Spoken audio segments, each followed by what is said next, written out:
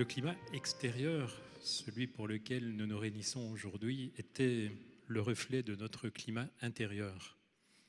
L'humanité va vivre dans la vie d'un humain ce qui a mis plus de 10 000 ans lors du dernier changement climatique. La méditation nous aide à apaiser notre climat intérieur et donc à apaiser notre climat extérieur. La méditation nous connecte à nous-mêmes, nous connecte à notre humanité, nous connecte à l'humanité. Et nous avons une question sur la surchauffe extérieure. Est-elle le reflet d'une surchauffe intérieure?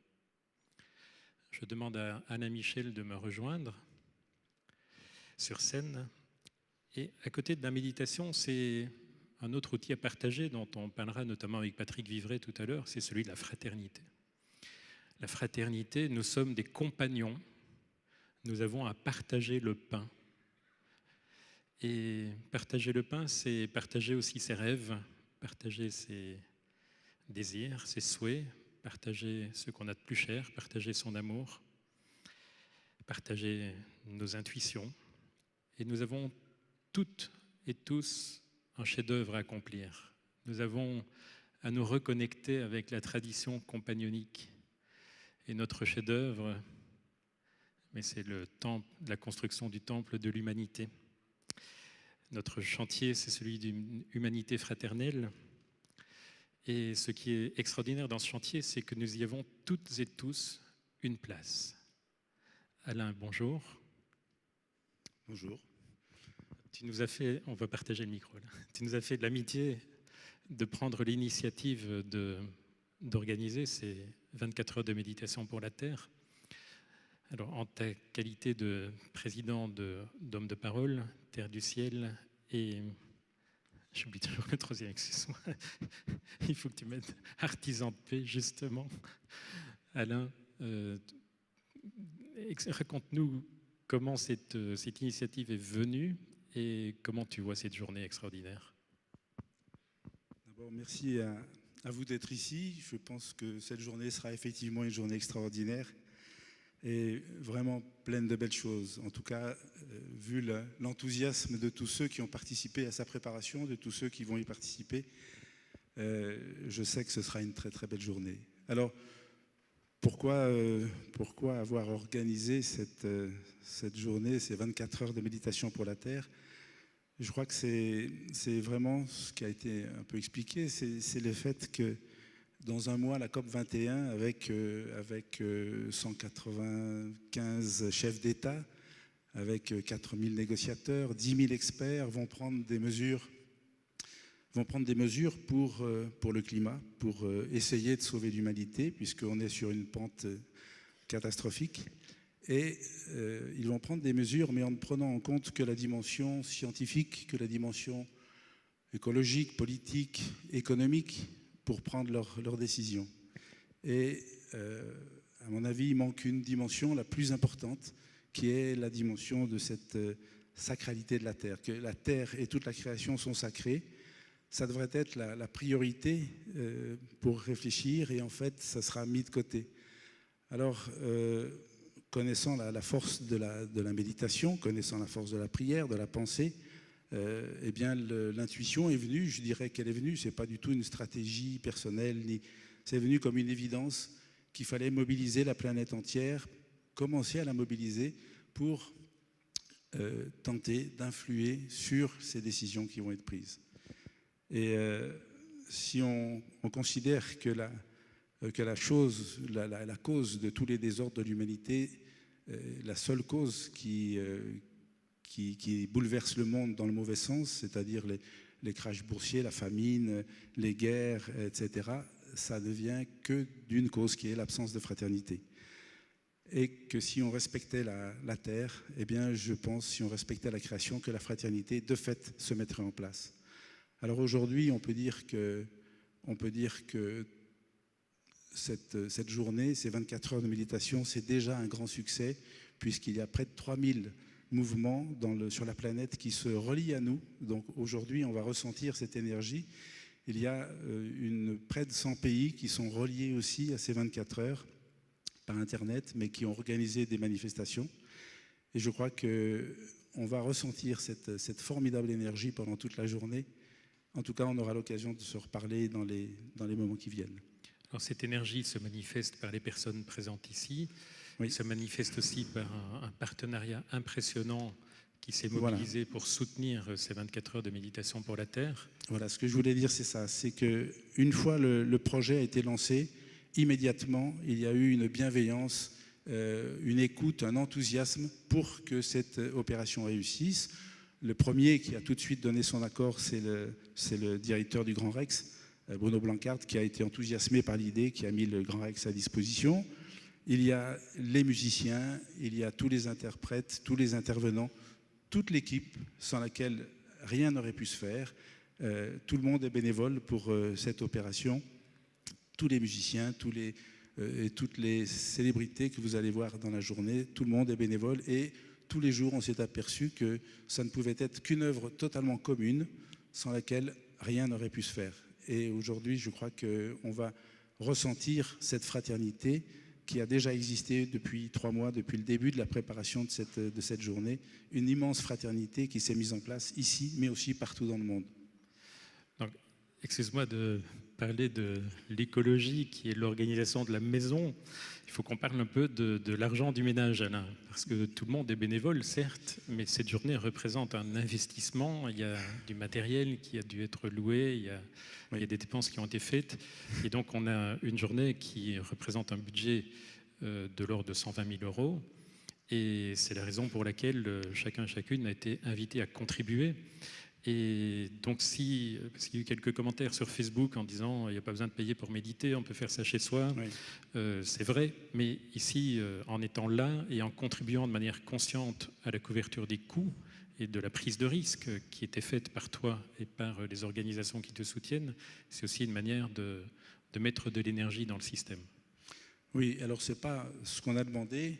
Je suis très très mal. C'est pas mon. C'est pour ça qu'on en parle. Voilà, c'est pas mon charisme de parler d'argent. Peut-être malheureusement. En tout cas, c'est vrai qu'on a pris le risque. Quel qu'il soit, de réussir cette journée, de la mettre en place, de l'organiser, en sachant que prenant ce risque, c'est un risque qui correspond à une action qui est tellement essentielle, importante, tellement évidente, que j'étais persuadé que tout le monde partagerait ce risque et qu'il fallait le mettre en route. Voilà, c'est pour ça qu'on a demandé une participation consciente qui est bien inférieure au coût, mais étant persuadé que tout le monde participerait. Donc j'ai pas d'inquiétude du tout de ce côté-là. Je sais qu'à la fin de la journée, on aura de quoi couvrir les frais. Voilà, ça me semble évident. J'ai pas beaucoup d'état d'âme pour ça. Je sais que c'est un projet qui vient de là-haut. Et que nous, on a fait tout ce qui était possible pour le réussir, et au besoin, lui fera l'impossible, et tout se passera bien. Well. Non, mais je ne sais pas parler d'argent, donc je n'ai pas de...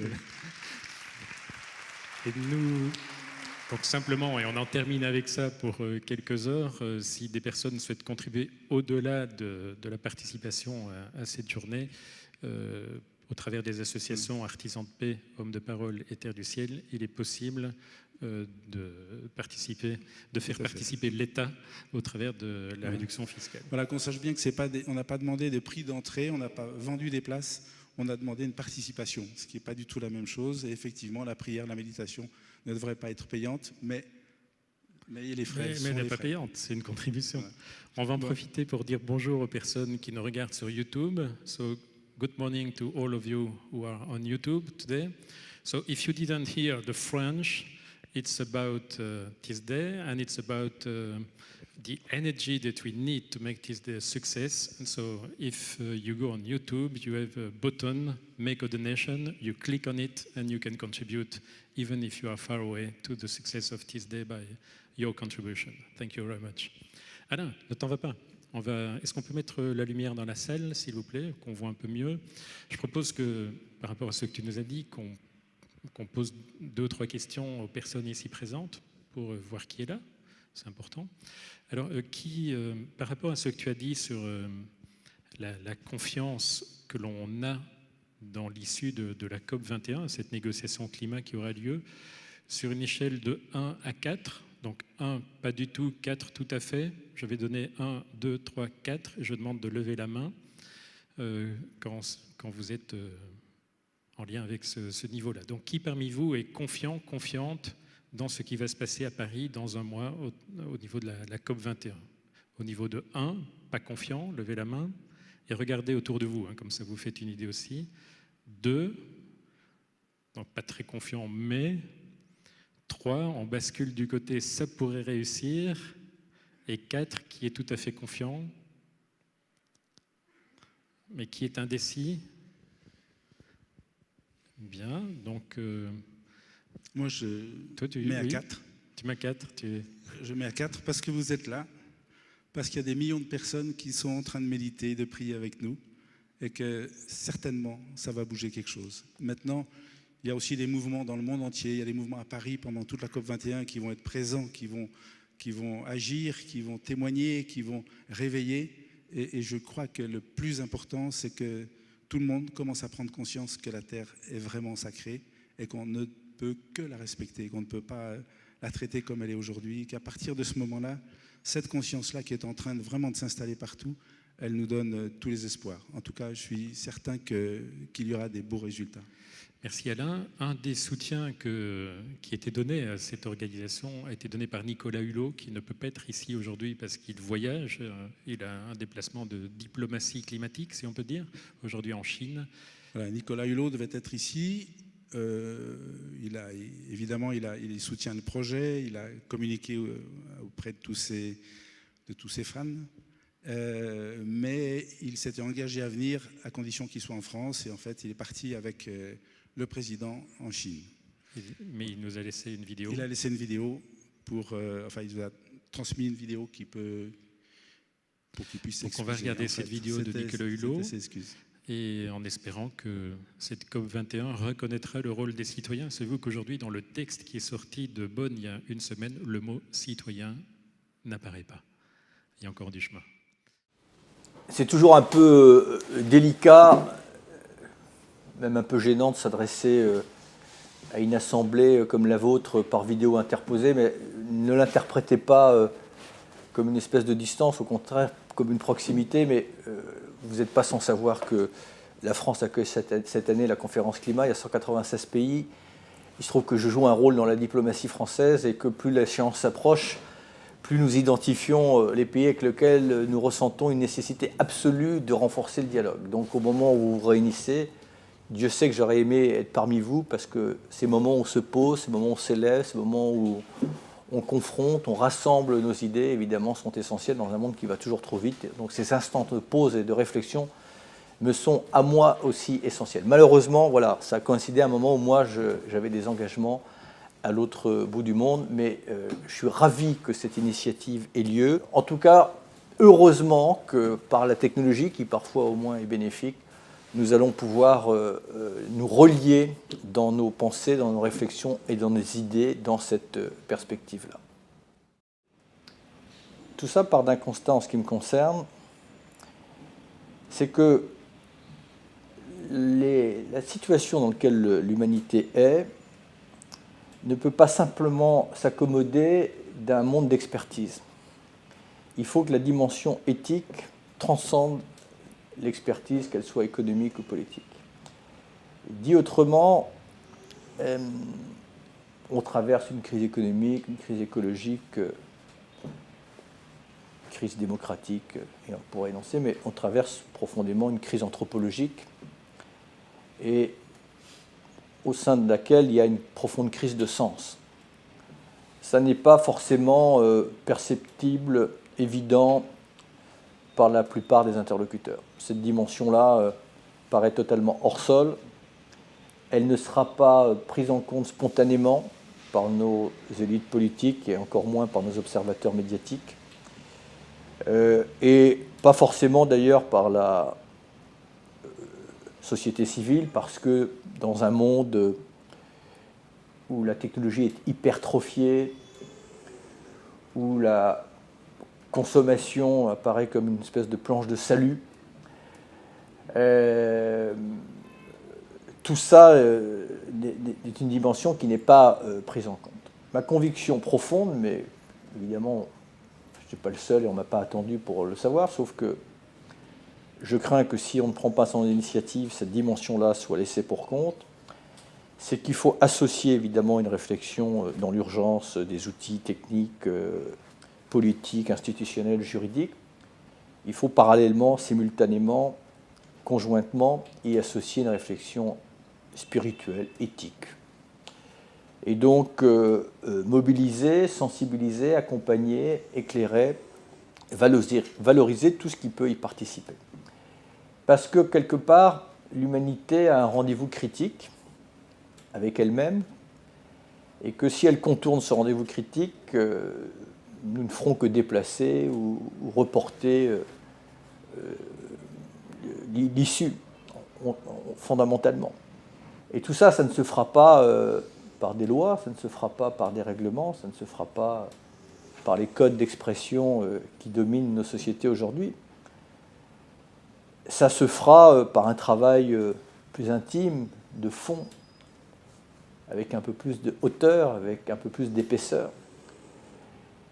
Et c'est une gageure aujourd'hui, parce que nous sommes dans un monde de communication, je vais dire une chose d'une manière un peu caricaturale, mais où les canaux d'expression ne laissent passer que l'insipide. Et sont retenus au début de ces canaux tout ce qui a un peu d'épaisseur. Comment aborder ces sujets-là dans un journal télévisé en 2 minutes 30 ? Il se trouve qu'on est à un moment très particulier où on doit prendre en charge les conséquences positives, mais aussi négatives du progrès. D'ailleurs, ça explique aussi la difficulté de l'époque, c'est que c'est la première fois qu'on doit raisonner avec 3 échelles de temps. Premièrement, on récupère toutes les conséquences positives, mais parfois négatives, des dettes des siècles précédents. Dettes économiques, dettes écologiques, dettes climatiques, dettes aussi historiques, parce que nous payons comptant les conséquences, les erreurs parfois de l'histoire, et notamment de l'histoire coloniale.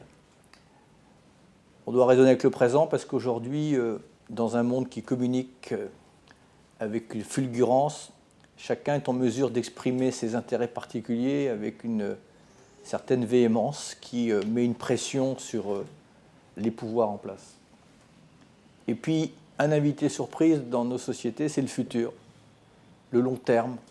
Et là, nos démocraties, nos institutions sont totalement de pris de court parce qu'on n'a pas l'habitude de se projeter au-delà de quelques canevas très courts. Puis il faut que l'homme se replace dans l'univers, se replace dans ses responsabilités. Et c'est là aussi que les religions ont un rôle important, parce que tout le monde n'est pas érudit, tout le monde n'est pas théologien, tout le monde n'a pas une fine lecture des textes et des écrits, mais souvent on peut interpréter un certain nombre de textes, toutes confessions confondues, avec beaucoup d'ambiguïté sur la place de l'homme dans la nature. Il faut savoir si est-ce que la nature n'est là que pour aider l'homme à accomplir son destin. Et dans beaucoup d'esprits, c'est bien comme ça que les choses sont pensées, sont vécues et sont réalisées. Et donc, c'est important qu'on revienne et qu'on nous guide et qu'on nous éclaire sur le sens de ces textes. On retrouve dans tous les écrits, mais encore faut-il être capable de les identifier et de bien les interpréter, cette nécessité que l'homme soit économe de la nature. Mais c'est important aussi que les mots aient un sens. Le mot économie lui-même a été dévoyé, puisqu'il a été transformé en mot dépensier, en mot pillage, en mot exploitation, alors que économiser, c'est bien protéger, c'est bien préserver. C'est tout cela qu'il y a besoin de remettre dans le bon ordre, de préciser, de se projeter. Et ça ne se fera pas dans les codes, dans les manières, dans cette espèce de théâtre des apparences de la politique et des médias. Ça se fera avec un peu de recul, avec un peu de profondeur. Et là, on a une occasion. Parce que il y a quand même une disponibilité des esprits. Les gens sont perdus, et donc il faut leur redonner quelques lumières, mais pas des lumières aveuglantes, des lumières éclairantes. Et je pense qu'il y a cette occasion. Mais c'est maintenant. Victor Hugo disait le progrès, c'est la révolution faite à l'amiable. Là, on peut la faire à l'amiable.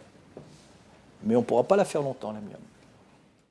Fabrice Midal va nous rejoindre maintenant. Pour garder l'intériorité de ceux qui...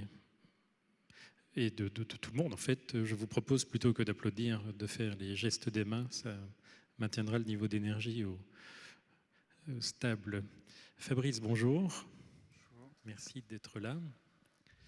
Alors, nous allons nous installer confortablement avec toi et nous engager dans une méditation. Climat intérieur, climat extérieur. Bonjour, bonjour à toutes et à tous.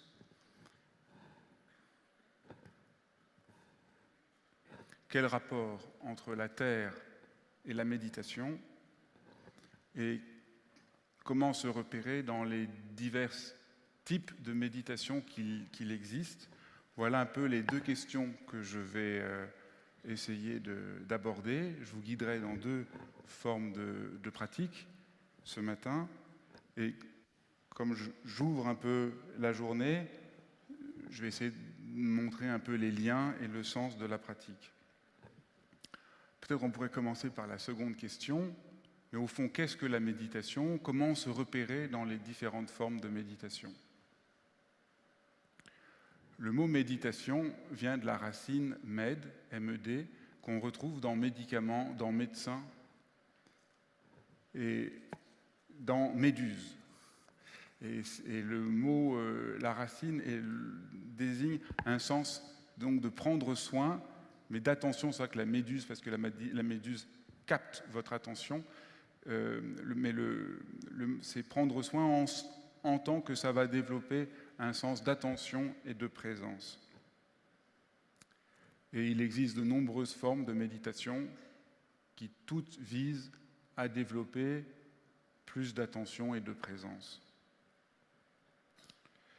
Et à partir de cette attention et de cette présence, d'être plus ouvert au monde, plus ouvert à la réalité, plus en phase avec ce qui est, plus en phase avec une réalité plus vaste que notre accaparement. Or aujourd'hui, de manière tout à fait frappante, mais surprenante, ces approches, ces chemins sont révolutionnaires, car nous découvrons qu'ils sont une forme de médecine pour notre temps. Pourquoi? Parce que notre temps est malade. Et donc,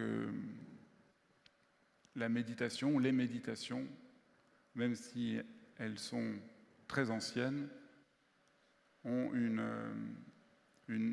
actualité, une pertinence profondément révolutionnaire. J'aime bien dire que la méditation est sans doute la dernière grande force révolutionnaire possible pour notre temps. Parce qu'elle coupe à la racine, elle guérit à la racine, elle soulage à la racine tout à la fois, ensemble, ce qui nous rend malades. Qu'est-ce qui nous rend malades? Je crois qu'il y a deux choses majeures. La première, c'est une manière d'être accaparé, stressé, dans une urgence constante, qui est vraiment un symptôme de perte de célébration de la vie. Nous vivons en ayant perdu un sens d'attention ouverte. Nous sommes de plus en plus concentrés, focalisés. Il y a un médecin neurobiologiste anglais qui explique que notre attention est un peu celle du lion qui va chasser la gazelle. Il ne voit que le lion, tout le reste passe à l'arrière-plan. Ça lui permet de pouvoir chasser la gazelle. De temps en temps, il réussit, mais après, il dort pendant des heures. Et nous vivons ce temps-là de plus en plus longtemps, toute la journée. Nous sommes pris par cette tension qui nous apprend un certain sens de présence, d'attention, de respect, de célébration des choses. Donc ça, je pense que c'est le premier point, c'est l'urgence. Le deuxième point, qui est encore plus lié à ce qui nous rassemble aujourd'hui, c'est la dictature de l'utilité. Nous croyons que nous sommes libres aujourd'hui parce que nous vivons dans une démocratie, et pour une part c'est vrai, mais du coup nous ne voyons pas vraiment une forme de manipulation dont nous sommes victimes. Cette manipulation, c'est que nous croyons que la réponse à toute question, à tout problème, est la gestion utilitaire. Quel rapport avec la Terre? Nous ne savons plus en prendre soin, économiser, comme il était dit, nous voulons juste la gérer. Et le problème actuel est de croire que la seule difficulté que nous avons, c'est qu'on ne gère pas bien les ressources naturelles, ce qui est une profonde erreur parce que ça ne dit rien de ce qui crée la vraie maladie de notre temps, le vrai problème de notre temps. Quel est ce problème?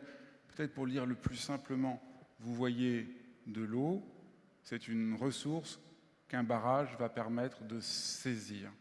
Vous voyez du vent, grâce à des éoliennes, on va en saisir l'énergie.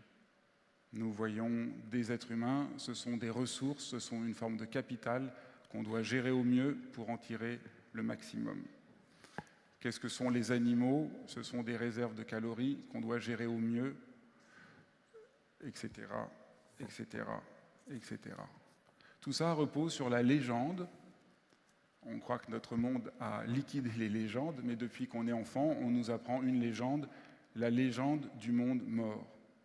La Terre est morte, les animaux sont morts, ça n'existe pas. Je me souviens, pour comprendre, je pense que vous voyez ce que je veux dire.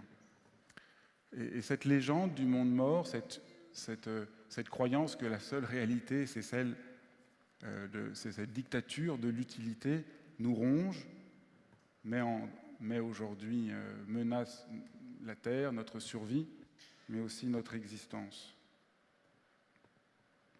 Et donc je crois que ce qui est vraiment important, ce que la méditation peut nous montrer ici, c'est que nous ne souffrons pas seulement d'un problème de management. Et que le discours commun, c'est que si on change le management, on va résoudre le problème. Qu'il faut mieux gérer les ressources et tout ira mieux. Mais c'est ne pas voir que le problème, c'est cette attitude de gestion généralisée. Et voyez pourquoi la méditation joue un rôle majeur, unique, un rôle de guérison, parce qu'elle coupe à sa racine cette dictature, elle nous engage à ne rien faire, absolument rien. Et peut-être on va faire quelques minutes de méditation maintenant, je vais vous guider dans quelques minutes de méditation. Il en existe plein de méditations, mais celle que je vais vous guider, c'est un peu ce qui pourrait être un socle commun à toutes les formes de méditation. Et je pense que c'est pour ça qu'on m'a demandé de venir le matin, qu'on appelle parfois méditation de pleine conscience. Moi, personnellement, je trouve que pleine conscience, ce n'est pas la meilleure traduction de ce que les Américains appellent mindfulness, qui est plutôt une présence attentive. Et donc, cette méditation de présence attentive, on pourrait dire, ça pourrait être une base commune puisqu'il s'agit juste de ne rien faire, d'être, et à partir de là, on peut rentrer dans la méditation zen, dans la méditation tibétaine, dans la prière chrétienne, etc. Alors, je vous invite juste à commencer par dire bonjour à vous-même, à votre corps, à la salle autour de vous. Vous n'avez rien à faire de particulier. Installez-vous comme vous pouvez, confortablement.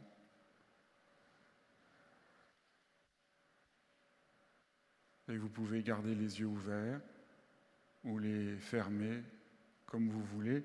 Mais ce qui est vraiment important, c'est tout simple, vous n'avez rien à faire. Je crois que c'est vraiment la force révolutionnaire de la méditation, c'est vraiment prendre un moment dans lequel, pour une fois, vous n'avez pas quelque chose à accomplir, à réussir, vous ne faites rien. Juste prenez le risque d'être là, simplement. Vous pouvez poser vos mains sur vos cuisses.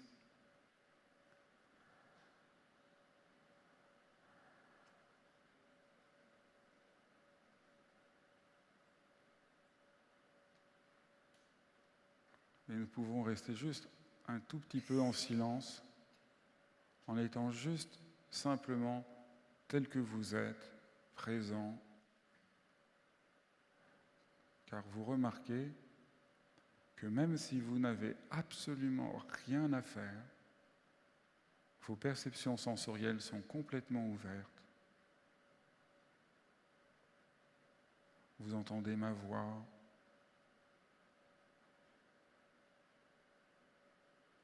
Vous sentez par tous les pores de votre peau, par exemple la température de la salle. Que vos yeux soient ouverts ou fermés, vous avez quand même un rapport à l'intensité de la luminosité de la pièce.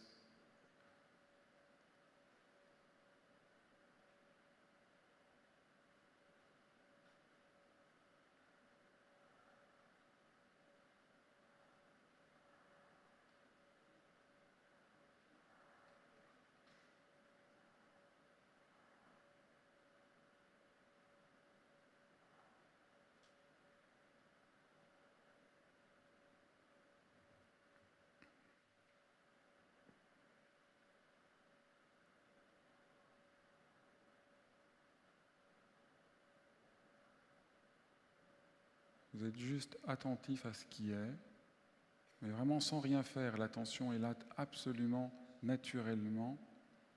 Et vous remarquez peut-être que vous respirez. En même temps que vos perceptions sensorielles sont ouvertes, respirez. Plutôt ayez une certaine attention à votre respiration. Et vous n'avez absolument rien à faire non plus. Simplement parce que vous êtes vivant, vous respirez.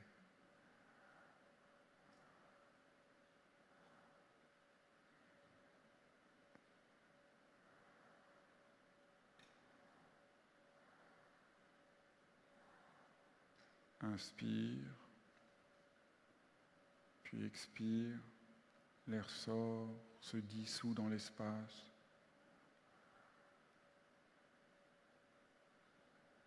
Puis l'inspiration vient naturellement et vous ne faites absolument rien. Mais voyez, simplement en respirant, vous entrez en rapport à la vie en vous.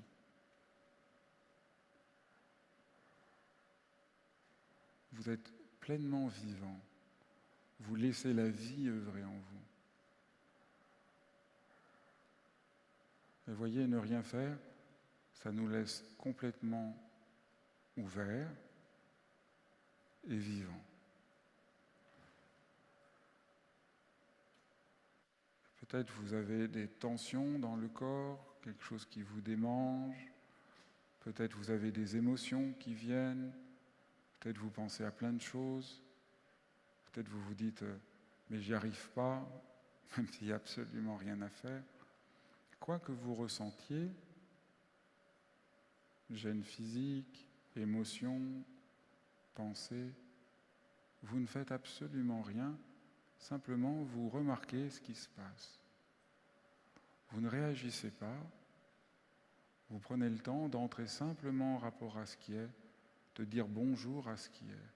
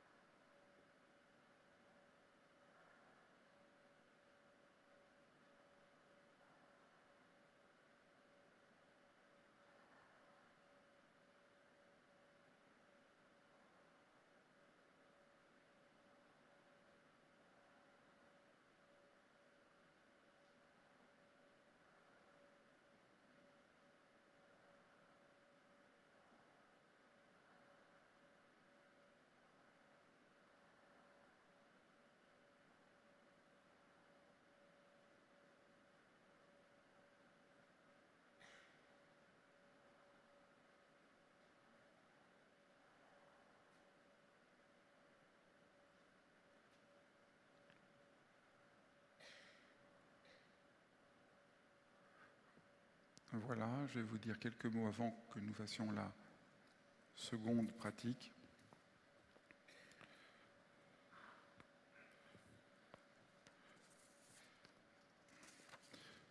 Ce qui est vraiment important, c'est de ne pas chercher un mieux-être, qui est une très profonde détournement du sens de la pratique. Méditer ne consiste pas à vivre une expérience agréable de bien-être, mais une expérience d'ouverture. On essaye d'apprendre à être ouvert à tout ce qui est. De ce point de vue-là, contrairement à ce qu'on a tendance un peu spontanément à dire, la méditation n'est pas vraiment un travail intérieur, puisque nous apprenons à nous désobstruer, à nous ouvrir à la réalité. On pourrait dire que c'est un travail pour être plus en rapport à la réalité. Et ce n'est pas un travail de mieux-être, parce que si nous étions là juste pour essayer de vivre une expérience confortable, on serait là, on méditerait pour se sentir bien, on sortirait, on verrait les problèmes et on serait agressé par les problèmes. Mais si notre attitude, c'est plutôt d'entrer en rapport à ce qui a toutes les difficultés et à toutes les beautés, alors nous avons plus de courage pour nous relier à tout ce qui est. Je crois que vous, peut-être maintenant, voyez un peu mieux ce que j'essayais de montrer du rapport entre la méditation et la terre, car notre attitude aujourd'hui, cette sorte d'idéologie de l'instrumentalisation de tout, nous mène droit dans le mur. Mais en réfléchissant plus avant, au fond, à l'essentiel de cette expérience de la pratique de la méditation, je me suis dit que le problème, c'était peut-être pas tant la terre que le problème du monde qui, aujourd'hui, vous savez, on dit monde tibétain, le monde de la Grèce ancienne, le monde des Indiens Hopis. Et on comprend tout de suite que quand on dit monde, on dit que dans un monde, les gens ont rapport à la terre et au ciel et aux hommes, et tout cela ensemble, de manière harmonieuse. On a rapport à la terre, mais à l'eau, au feu, à l'air. Que tout ça prend place dans un horizon de sens. Il ne s'agit pas alors d'avoir rapport à la terre en l'exploitant, mais comme ce à quoi on établit un rapport constant pour être un être humain. Et je crois qu'aujourd'hui, le problème, c'est ça. On se trompe si on croit que sauver la planète, c'est simplement mieux gérer la Terre. C'est en réalité sauver la possibilité d'un monde. Il faut sauver la possibilité d'un monde. Car aujourd'hui, nous sommes privés de monde, on est dans l'immonde. Vous voyez, comme il faut toujours penser monde comme un adjectif. On est dans l'immonde, dans ce qui nous prive de monde. Et c'est tout simple parce que l'ordre dans lequel nous vivons, l'ordre du management, n'a comme finalité que d'optimiser les ressources. Et ce n'est pas que le management gère mal les ressources de la Terre, il n'entre pas en rapport à la Terre, à l'eau, à l'air, au vent, aux animaux, aux hommes. Et pour essayer de vous faire entendre ce que peut être un monde, qui, à mon sens, est la dimension qu'ouvre la pratique de la méditation, qui, à mon sens, est ce que nous avons aujourd'hui le plus besoin, je me suis dit que j'allais vous lire un poème. Plus les années passent, plus je trouve que c'est en lisant des poèmes qu'on entre le mieux dans la pratique de la méditation.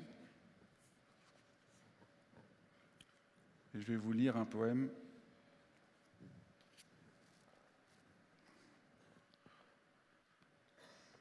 de René Char. Dans mon pays, les tendres preuves du printemps et les oiseaux mal habillés sont préférés au but lointain.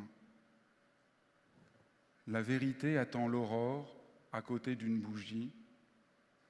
Le verre de fenêtre est négligé. Qu'importe à l'attentif. Dans mon pays, on ne questionne pas un homme ému. Il n'y a pas d'ombre maligne sur la barque chavirée. Bonjour à peine est inconnu dans mon pays. On n'emprunte que ce qui peut se rendre augmenté. Il y a des feuilles, beaucoup de feuilles sur les arbres de mon pays. Les branches sont libres de n'avoir pas de fruits. On ne croit pas à la bonne foi du vainqueur. Dans mon pays, on remercie.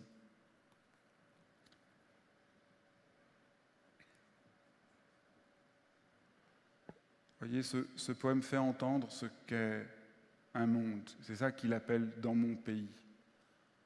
Dans mon pays, c'est partout où l'on est en tant qu'être humain ayant rapport à la dimension qu'on pourrait dire sacrée.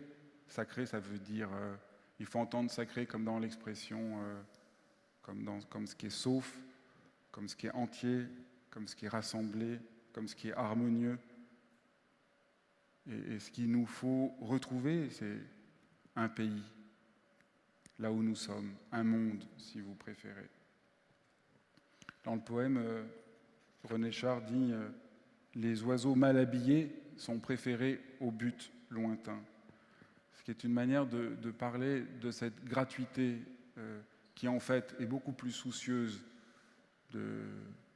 d'un rapport à un temps long que l'immédiateté des objectifs.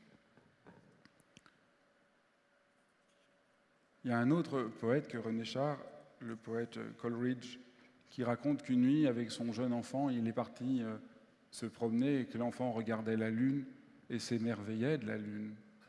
Et Coleridge dit « Comme c'est étrange, la lune ne sert à rien, n'apporte rien, ne procure aucun avantage, elle ne se mange pas, et pourtant elle change profondément notre expérience. Elle nous plonge dans une expérience que nous reconnaissons comme décisive. » Et je crois que c'est ça la leçon de la méditation, ne pas chercher à être tout puissant, à tout dominer, à tout gérer, mais accepter d'être parfois comme les oiseaux mal habillés.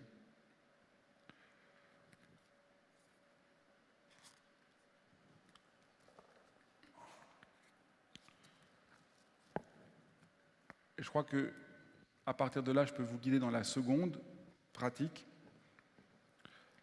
parce que je crois qu'il y a deux ailes, j'aime beaucoup dire qu'il y a deux ailes de l'oiseau de la méditation, la présence attentive, mais aussi la bienveillance aimante, l'amour, la compassion, la fraternité. Car méditer, c'est pas seulement ne rien faire, même si c'est un acte qui change le rapport à tout, car c'est couper ainsi à la racine la violence acharnée du management total, mais c'est aussi la méditation, par là, retrouver le lien, les liens, le rapport aux autres. Et je crois que c'est bien au fond les deux dimensions de ce que nous faisons aujourd'hui. Nous sommes à la fois là dans la méditation pour nous poser et aussi pour être ensemble. Et donc je vais vous guider dans l'autre pratique absolument que je trouve très aidante, de la pratique de la bienveillance.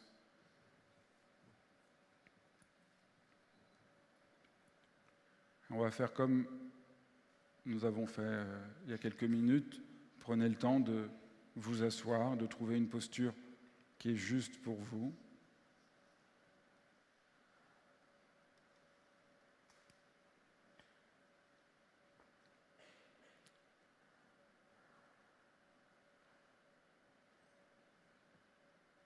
Prenez le temps de dire bonjour à votre corps.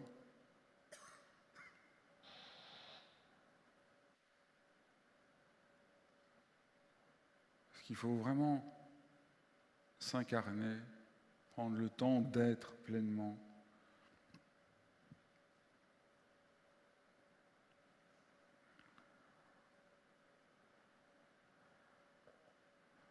Ne vous inquiétez pas, vous n'avez rien à faire, rien à accomplir.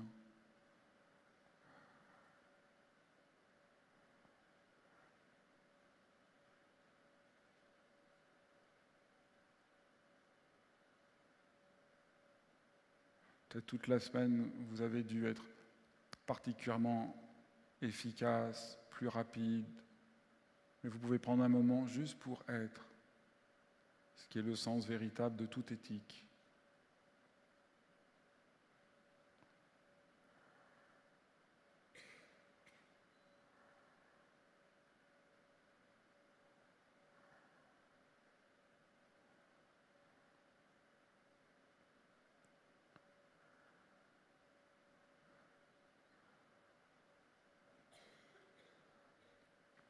Quand vous êtes prêt, vous pouvez fermer les yeux.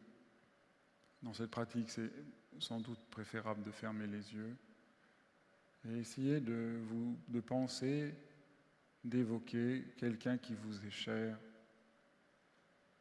quelqu'un pour lequel spontanément vous avez de la bienveillance.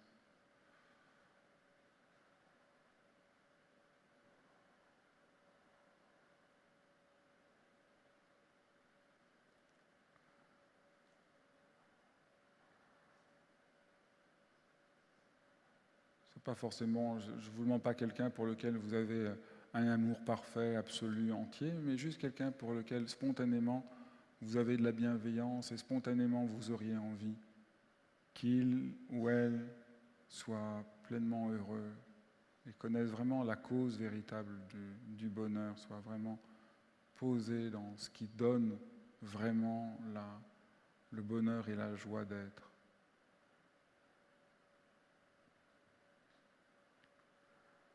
Et vous pourriez penser que vous envoyez une certaine lumière qui apaise, guérit, rassure cette personne.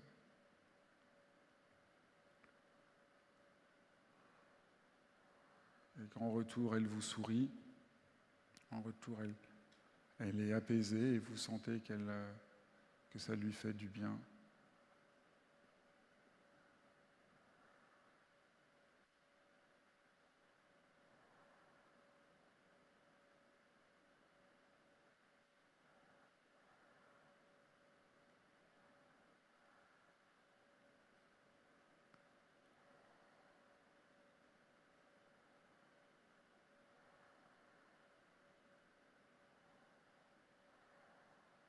C'est vraiment une pratique où on touche son cœur.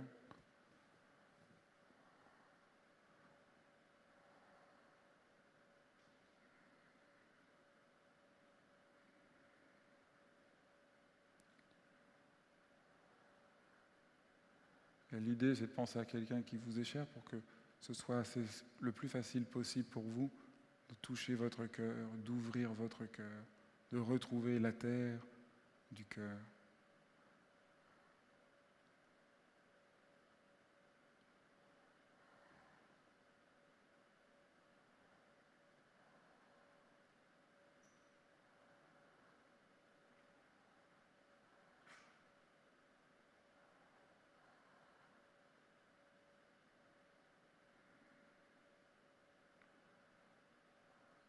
Et nous allons maintenant étendre notre amour bienveillant à toutes les personnes qui sont dans cette pièce.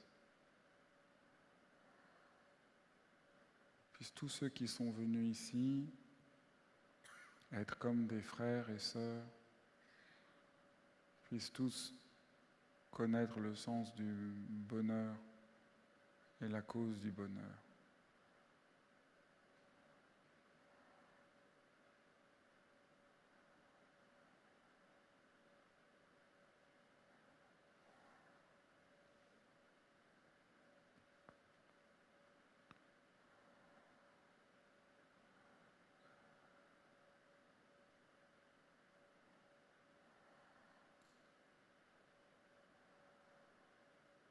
Et on peut étendre plus avant à toute la ville, à tout le pays, à toute la terre, à tous les hommes. Puissent tous les hommes être heureux et connaître la cause du bonheur. Puisse leur souffrance être apaisée. Peut-être vous vous dites, mais il y a certaines personnes qui ne méritent pas d'être heureux.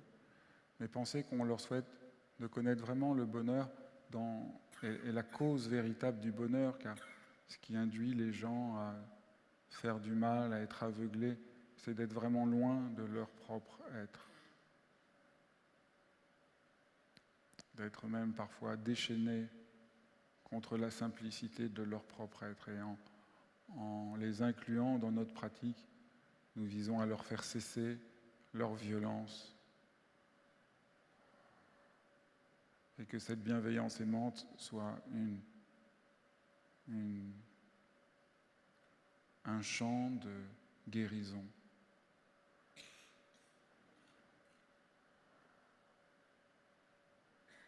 Puissent tous les êtres, les forts, les faibles, les petits, les grands,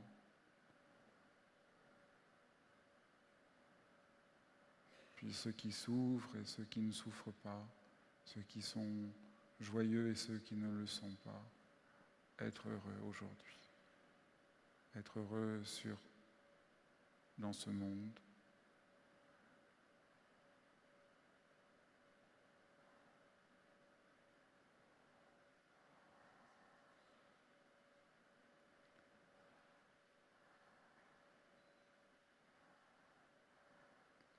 Et c'est très important que je vous dise, c'est une pratique que nous faisons. Donc peut-être certains d'entre vous sont mal à l'aise ou ont le sentiment de ne pas y arriver.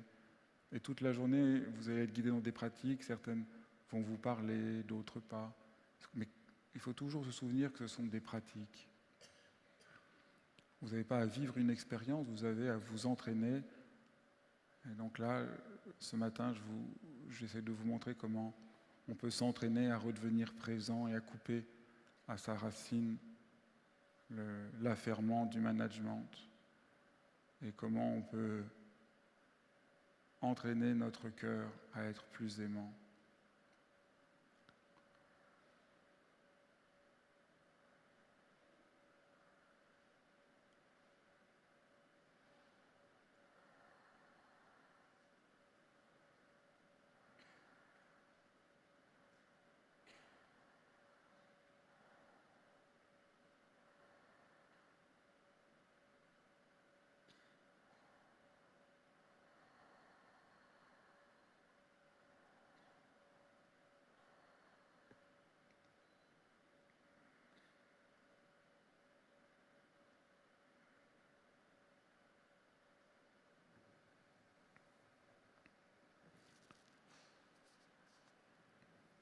Voilà, pour clore mon propos, peut-être je vais juste vous relire le poème de René Char,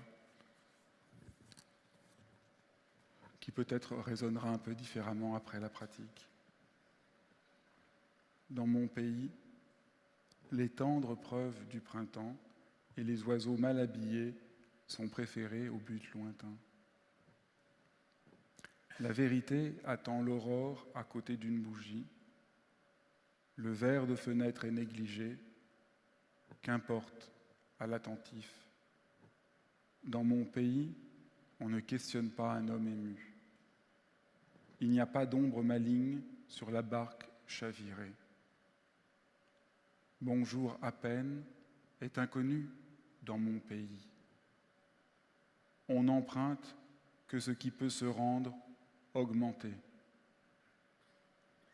Il y a des feuilles, beaucoup de feuilles, sur les arbres de mon pays. Les branches sont libres de n'avoir pas de fruits. On ne croit pas à la bonne foi du vainqueur.